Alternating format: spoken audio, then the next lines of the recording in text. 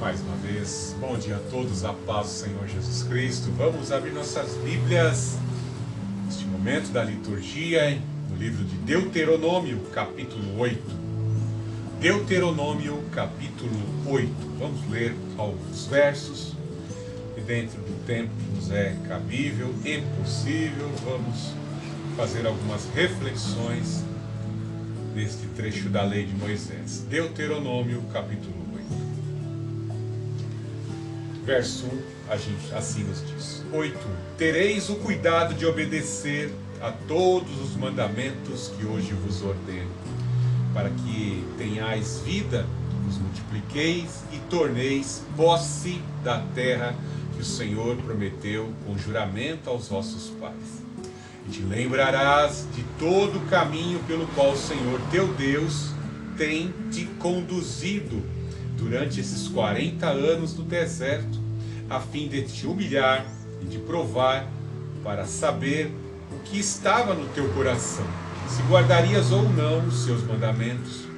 Sim, ele te humilhou, te deixou ter fome, te sustentou com o maná, que nem os teus pais conhecias, para que entendesses que o homem não vive só do pão, mas de tudo o que sai da boca do Senhor. Disso vive o homem. Nesses 40 anos, tuas roupas não se envelheceram, nem teu pé inchou. Saberás no coração que o Senhor teu Deus te corrige, assim como um homem corrige o filho. Vamos ao 8,16. E te alimentou no deserto com o maná, que teus pais não conheciam, a fim de te humilhar e te provar, para mais tarde te fazer o bem.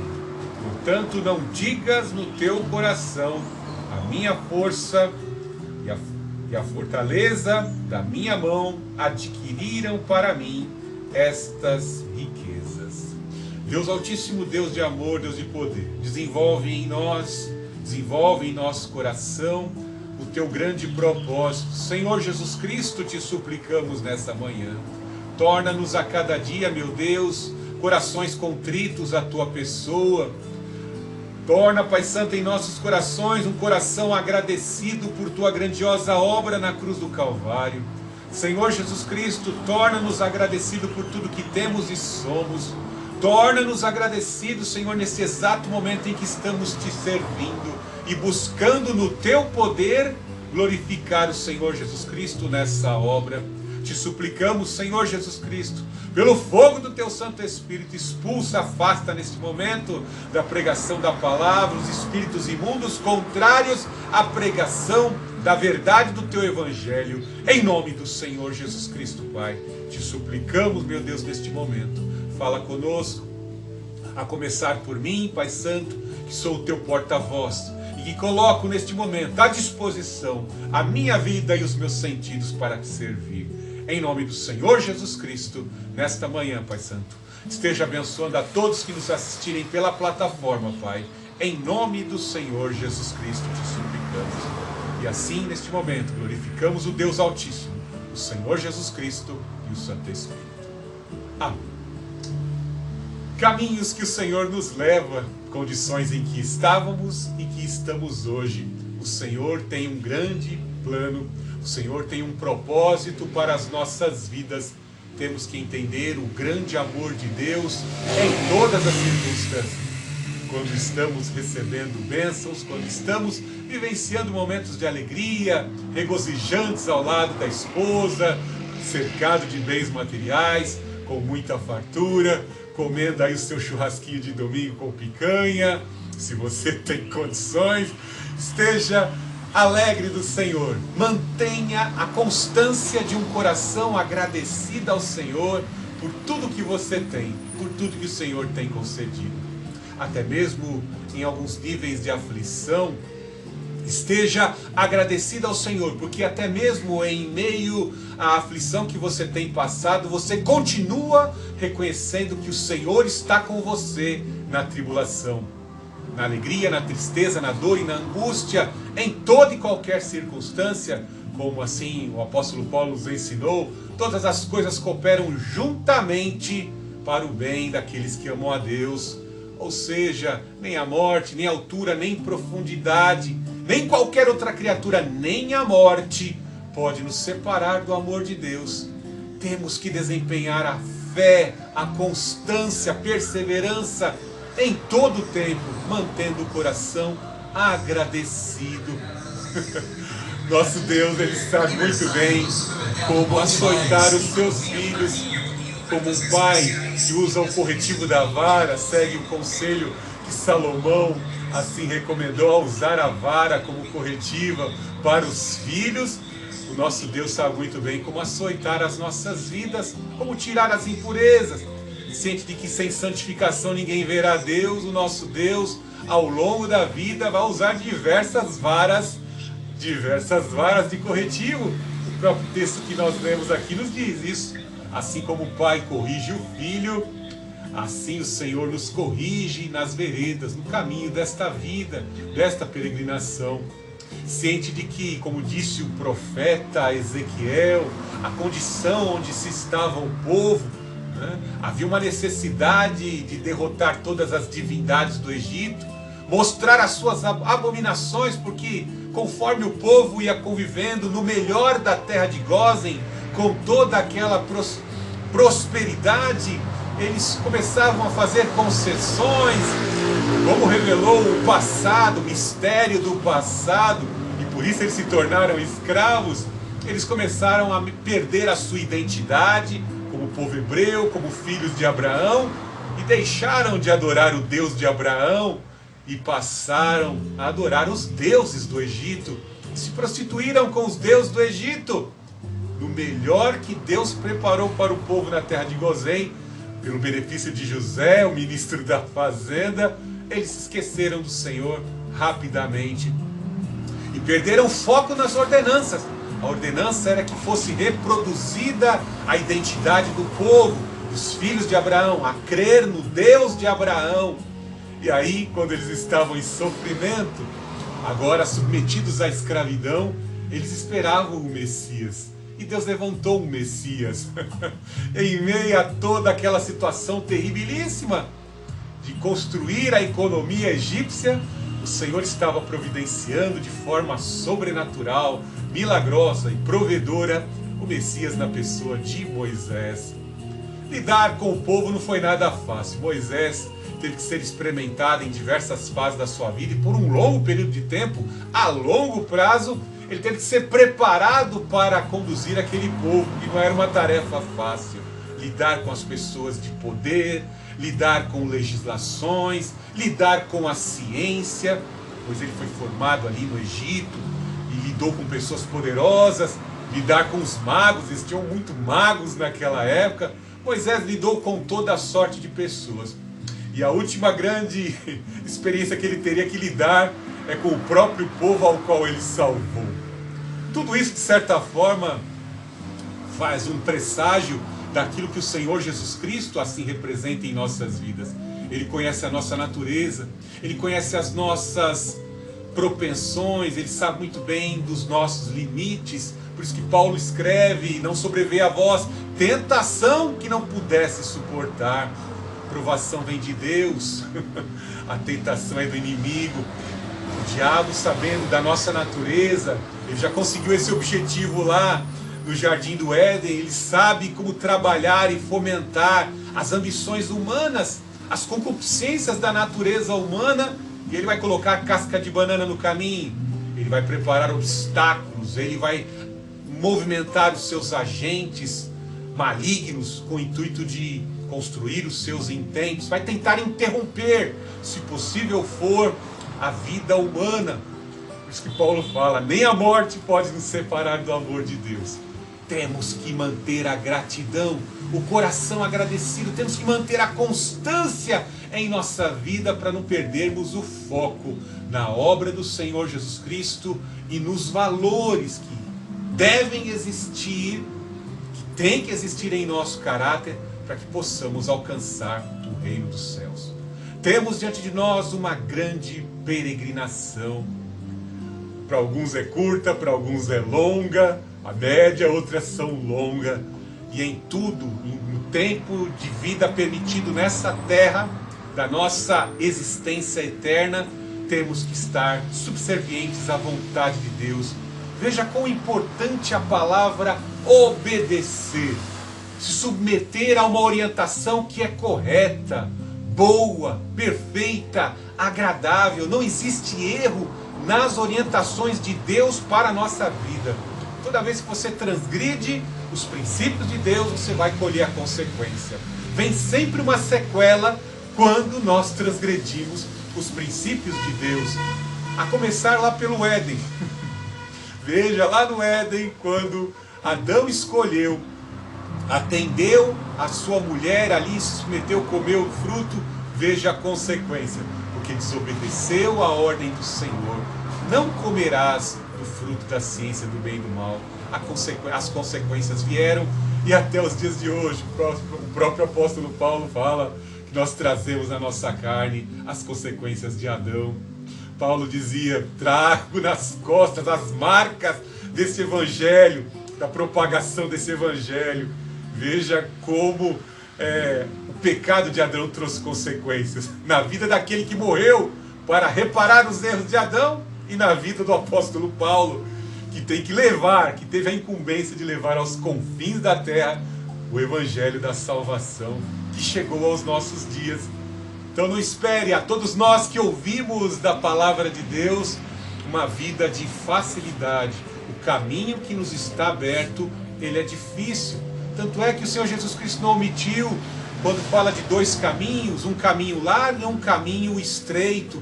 No caminho estreito, bem sabemos que vamos passar muitas vezes por penhascos e rochedos, e às vezes só passa o nosso corpo, não dá para levar bagagem.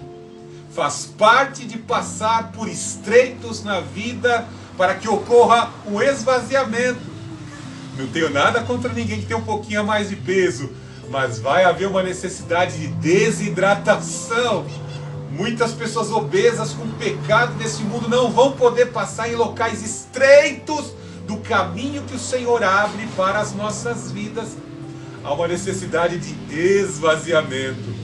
Paulo era muito inchado de orgulho, como Lúcifer, no seu orgulho. Paulo teve que ser esvaziado no deserto da Arábia por 3 anos, e em meio às peregrinações, muito do orgulho teve que ser retirado da vida dele, teve que desidratar, ao ponto de até um espinho na carne lhe ser colocado, porque com todo o orgulho, inflado como ele estava, não ia conseguir passar em certos caminhos estreitos. Veja que o próprio Filho de Deus, tanto poder imensurável, ele teve que esvaziar e aprendeu por aquilo que padeceu. Não que o Filho de Deus, como divino, tivesse que se arrepender. Ele é perfeito em seu caráter e somente ele poderia reparar o pecado. Mas veja que a necessidade de somente de Deus encarnado, esvaziado, perfeito e obediente ao Senhor, para ser fiel e até a morte de cruz, para poder reparar a questão do pecado. É um negócio muito complicado e que avança em muitos mistérios, os caminhos que o Senhor abre para os seus filhos. Veja que o próprio Deus, na pessoa do seu Espírito, toma o Filho encarnado após o batismo e o leva para ser tentado pela criatura que se rebelou e que, de certa forma, implicou todos os males que nós vemos na face da terra, o diabo. O Senhor levou pelo caminho para ser provado e para ser tentado, e no fim aprovado, como nos diz Deuteronômio 8,16. O Senhor Jesus Cristo se lembrou muito bem desse texto do capítulo 8 de Deuteronômio na hora de enfrentar o inimigo. E é uma arma poderosíssima, pois foi com esta arma que o Senhor Jesus Cristo venceu o inimigo quando foi conduzido pelo Espírito Santo ao deserto para ser provado. Na teologia judaica, o deserto era um local onde era a habitação dos demônios. Quando pegamos alguns manuais antigos, vemos que Moisés passou perto, ali na peregrinação no deserto, num local onde eles cultuavam os sátiros, os demônios cabeludos, os demônios metade híbrido, parecido homem e bodes. E veja que quando o Senhor Jesus Cristo expulsou alguns demônios, ele falava que os demônios vão para regiões áridas, deserto. Então entendemos que quando o Espírito Santo nos leva para termos que atravessar, submetidos à provação, atravessar deserto, os demônios cabeludos estarão lá à espreita. Muitos do povo pereceram. 1 Coríntios 10 nos fala desses demônios cabeludos que se encontram disfarçados aí na peregrinação do deserto para levar muitos à tentação e à queda e à destruição. Louvado seja o Senhor Jesus Cristo. O Senhor sabe de todas as coisas, Ele é onisciente, onipresente, onipotente. Existe algum acontecimento que o Senhor não saiba? Tanto Jeremias quanto Isaías, o próprio apóstolo Paulo reproduzindo esse pensamento, fala que nada pega o nosso Deus de surpresa. Ele sabe muito bem, quando Deus incumbe a Abraão de toma o teu filho, o filho da promessa, o filho que vai gerar a grande nação, sobe a Moriá e o sacrifica para mim. Eu quero ele em sacrifício. Imagina a situação de Abraão diante de uma coisa, diante de uma ordenança como essa. E Abraão obedece, né? O nosso Deus já sabia de todo o desfecho, mas Deus quer que isso brote no coração de Abraão. A sua obediência floresça. A sua obediência seja um referencial para aqueles que são chamados por Deus para cumprir uma missão, para cumprir um propósito. Deus quer que isto floresça, essa obediência, essa subserviência a Deus, a fidelidade a Deus floresça. E que muitos possam olhar, aquele ali é digno de ser meu pastor, porque ele obedece. Veja como ele se submete à prova. Veja como ele continua glorificando a Deus, mesmo sobre intenso bombardeio do mal, sob intenso ataque. Ele continua pregando a palavra, como os nossos irmãos cristãos lá na Nigéria, vendo a opressão, eles continuam declarando que Jesus Cristo é o Senhor. Então, Abraão não sabia o potencial da sua fé, já havia falhado algumas vezes, mas Deus quis desenvolver a fé, fazendo ele ir até o Monte Moriá. Isso sai para fora. A fé de Abraão, a fé daquele que seria o motivador, inspirador dos filhos da nação de Israel, haveriam sempre de lembrar o nome de Abraão, que chegou ao ponto de submeter a Deus, levando o seu filho para o sacrifício em Moriá, no Monte Moriá. Louvado seja que o nosso Deus, Ele tem boa intenção quando faz isso. Ele já sabe do nosso potencial. Ele não colocou sobre os nossos corações uma provação, uma dificuldade ao ponto de não podermos suportar. O nosso Deus sabe muito bem, Ele sabe como dosar tudo isso na nossa vida, para que nós venhamos a entender o aprendizado em meio a essas provações que passamos, a esse processo educacional de Deus a nossa vida. Nosso Deus nos condiciona a dependermos dEle quando somos submetidos a passar por essa provação.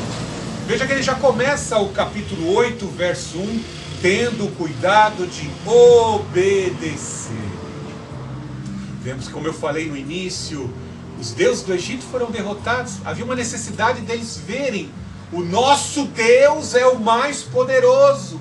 Todas as divindades do Egito foram derrotadas. Os deuses, a diversidade de deuses foram derrotadas pelo nosso Deus. Agora nós estamos no Deus certo, Deus que nos libertou, nos tirou da condição de escravo, trabalho sem remuneração, para vivermos diante de um Deus provedor, um Deus que provém água, um Deus que provém pão, um Deus que envia codornizes, um Deus que nos protege dos demônios cabeludos, os Deus que nos protege dos povos nômades, que são mercenários, que roubam, que vêm para lapidar, para roubar as nossas riquezas. Estamos diante de um Deus que cuida, um Deus assustador, terrível para os inimigos, que se manifesta com coluna de fogo, com nuvem, que nos protege do calor escaldante. Até de noite Ele nos protege. Isso deveria ser um memorial na mente do povo. Mas nós estamos lidando com seres humanos. Não pense que o povo de Israel é totalmente pecador. Não, Deus está simplesmente mostrando que a nação de Israel muitas vezes é um reflexo nosso. Somos semelhantes ao povo. Nos esquecemos rapidamente daquilo que Deus fez. Não havia nem passado 50 dias que eles haviam saído do Egito, e lá estavam eles cultuando um dos deuses do Egito. E Deus ficou muito irado.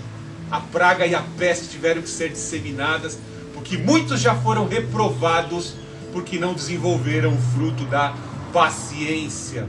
Deus ordenou pela boca de Moisés e Arão para que eles tivessem paciência e aguardassem a consagração de Moisés para o que haveria de ser ministrado com a chegada ali, com a descida de Moisés, trazendo a lei, para que houvesse um casamento, a constituição do povo. O povo não aguentou suportar. Algo terrível que essa questão da paciência, da espera, da longanimidade, da resiliência, são valores que muitas vezes as pessoas não aguentam, não suportam. E quando a pessoa não suporta a espera, ela vai se tornando negligente, porque ela vai olhando para o lado e vê, para as outras pessoas parece que está sendo mais rápido. Está sendo mais rápido a pessoa conquistar isso ou aquilo, avançar naquilo, alcançar tal posição. Parece que os atalhos, veja, a pessoa está até fazendo algumas coisas erradas, mas está prosperando. Parece que Deus está fazendo vista grossa para aquela pessoa, e para mim é todo o rigor dos olhos de Deus. Algumas pessoas não suportam viver em obediência, e aí elas começam a negociar valores, elas vão pegando atalhos, e é nessa de pegar atalhos que muitas vezes as consequências vêm. Poderia contar aqui diversos testemunhos de pessoas que pegaram atalho e hoje estão de cadeira de roda. Pegaram atalho e morreram, tiveram mortes terríveis, porque pegaram atalho. Nosso Deus, Ele faz justiça até na morte. Portanto, nós vemos que para não colhermos as consequências de escolhas erradas, se não permitimos que o Espírito Santo trabalhe virtudes na nossa paciência, neste momento de espera, nós temos que nos submeter em obediência. Obedeça ao Senhor. Saul perdeu o reino porque ficou ali atordoado, não aguentou trabalhar sob pressão. Veja, tereis cuidado a obedecer a todos os mandamentos que vos ordeno, para que tenhais vida. Veja, sede paciente na tribulação, obedeçam. Deus mandou fazer isso, haja dessa maneira. No tempo em que Ele assim submeteu a tua vida, não fica murmurando, ou seja, de forma queixosa, achando que Deus levou você por um caminho errado. Poxa, Deus me trouxe para cá, Deus me preparou isso. Se eu tivesse ido por ali, teria sido melhor. Muito cuidado, porque eu digo isso pela minha própria vida. Que às vezes a gente fala, se eu tivesse pegado tal pessoa para trabalhar comigo, seria melhor. Não, peguei um outro depois. Aí as duas pessoas se mostram incompetentes. Se o nosso Deus não abrir a porta, se o nosso Deus não mandar o anjo assim determinar que aquilo aconteça, não é pela força e pela competência de um grande profissional que você vai solucionar aquele problema. Os médicos são limitados, os advogados são limitados. É o nosso Deus que é juiz, e Ele está no controle de tudo isso. E Ele vai nos ensinando, mostrando que a ciência dessa terra é limitada. Veja que Ele fala, hoje vos ordeno para que tenhais vida. Independente da tua escolha, independente do caminho que você está trilhando, saiba que Deus está com você. Ele tirou você da terra do Egito, Ele tirou você da escravidão do pecado e te abriu um caminho. Como o texto da igreja de Filadélfia, eis que coloco diante de ti uma porta aberta. E ele fala que nós temos, que ele tem a chave de Davi, ele abriu um caminho. É o mesmo que abriu o caminho para Davi, tirou ele de trás das malhadas e o conduziu diante de diversas adversidades, perseguições, o levando para a vitória até colocá-lo ali no trono da confederação de Israel. Quando Deus nos leva a obedecer, Ele fala, vai levar a vida, vos ordeno para que tenhais vida, ou seja, a vida e a vida eterna. O Senhor, quando nos ordena, nos orienta, nos exorta a obedecer, Ele quer nos levar para a vida. Veja que ele fala: vos multipliqueis e torneis posse da terra. Era muito importante para o cumprimento da profecia a questão de obedecer, crer no Deus de Abraão, ser circuncidado. E aí haveria uma transferência da bênção, da multiplicação, da saúde e da prosperidade para todos os filhos de Abraão. E assim até os dias de hoje na nação de Israel. Por que o povo de Israel vive até hoje? Com base nisso, submeter a lei, submeter a Deus, continuar adorando a Deus. Veja que ele fala: e tomeis posse da terra que o Senhor prometeu com juramento aos vossos pais. Obedecer os estatutos e as ordenanças da lei era fundamental. Num dos trechos da lei de Moisés, vemos: se vocês submeterem as ordenanças e os mandamentos que hoje vos ordeno, eu vou enviar chuva temporã e seródia, vou multiplicar o gado, vou fazer as fontes de renda trazerem prosperidade a vocês, e vocês vão ser um referencial. Se houverem níveis de adoração, a nação de Israel vai ser uma nação de sacerdotes consagrados a mim, o Deus Altíssimo, e vocês vão ser um referencial para o mundo. Mas vemos que o povo falhava nisso, e a consequência estava em desobedecer aos estatutos e os mandamentos da lei do Senhor. Veja algo importante quando o Senhor fala acerca da peregrinação que temos. Ele fala: e te lembrarás de todo o caminho pelo qual o Senhor teu Deus tem te conduzido durante esses 40 anos do deserto. Muito importante que os automóveis tenham retrovisor. Pelo retrovisor nós podemos ver algo do que já passou para trás. Quando lemos a palavra de Deus, vemos um grande retrovisor ali expondo a atividade dos heróis da fé, como eles venceram, como aqui eles foram submetidos, as provações que eles passaram, as promessas que lhes foram conferidas e como eles desempenharam fé nessas promessas nas maiores adversidades. Temos que olhar neste tempo em que temos sido conduzidos pelo Espírito Santo, nesta porta que o Senhor abriu, como nós estamos desenvolvendo a nossa fé, se estamos crendo nas promessas, se naquele momento difícil ali eu obedeci a Deus, houve uma falha ali naquele período de vida, mas veja que eu fui lá, pedi perdão, supliquei a misericórdia, me purifiquei no sangue de Cristo, e o Senhor me levantou, me pôs de pé, abateu os meus inimigos. Haja vista a vida de Davi como um belo exemplo disso.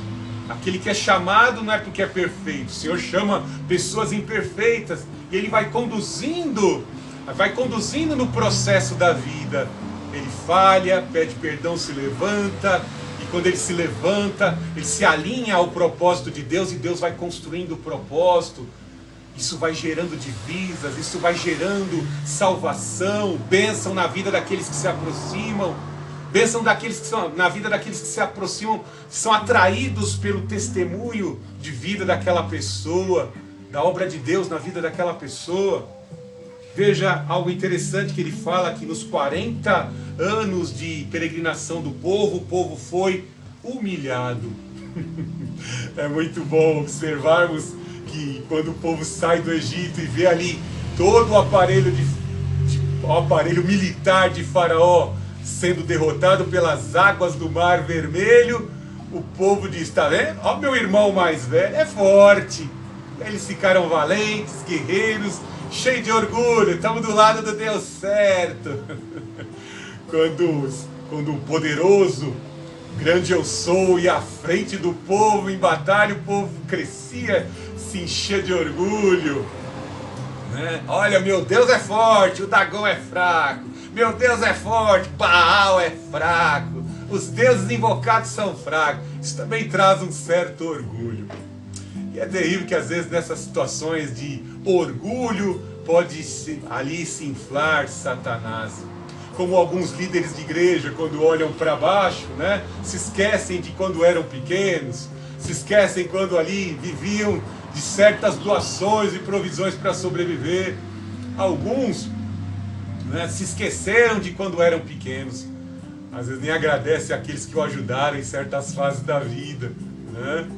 E aí a gente vê aqui o povo foi submetido à humilhação. É terrível.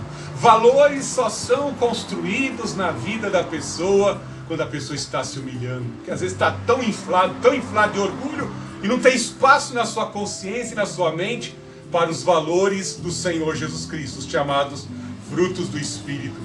Aí há uma necessidade de um espinho na carne, há uma necessidade de um sofrimento, há uma necessidade de uma queda, de uma cicatriz que fique ali no corpo, para quando a pessoa tentar se exaltar e se encher de orgulho e confiar na sua competência, eu sou o cara, eu sou o bom, eu sou imprescindível.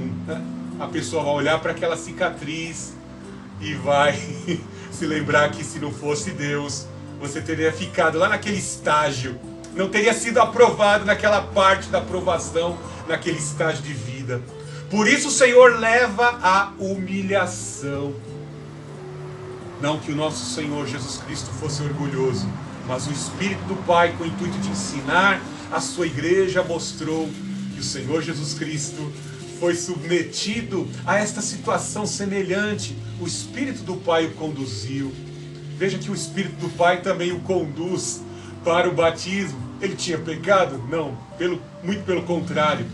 Isso vem demonstrar que o Filho de Deus, quando encarna, ele se identifica com os pecadores, com o intuito de demonstrar o caminho e orientar. Arrependei-vos e passe pelas águas do batismo e recebam o Espírito Santo, para vocês também serem filhos ao qual o Pai se alegra, como foi demonstrado ali no batismo. E aí vejam que o Senhor Jesus Cristo sai das águas do batismo e vai para o deserto para ser provado. Então entenda que muitas vezes ter que passar pelos desertos vão envolver humilhação. Quando as nossas fontes de renda vão perdendo a hidratação e começam a ser desidratadas, quando o nosso braço vai perdendo a força, vamos perdendo apoio, e aí nós temos que olhar para os céus, no meio da batalha, numa acirrada batalha, numa acirrada concorrência, temos que olhar para o alto e esperar do Senhor, tão somente do Senhor e do seu Espírito Santo, a provisão e o socorro. Isso vai fazer nós vermos que o nosso Deus, ele age com poder sobrenatural. Somente pelo seu poder poderemos vencer. O Senhor nos leva por esse caminho para nos humilhar, para provar e te provar para saber o que estava no teu coração, se guardarias ou não os meus mandamentos. Somos submetidos à prova. Certa vez eu estava observando um teste de prova das Porsches lá na Alemanha, né? E nas pistas lá são muito perfeitas, né? O asfalto lá na Alemanha é perfeito, e uma Porsche Cayenne estava sendo treinada lá, e viram lá o potencial do veículo em alta velocidade naquela pista perfeita. É algo impressionante para aqueles que gostam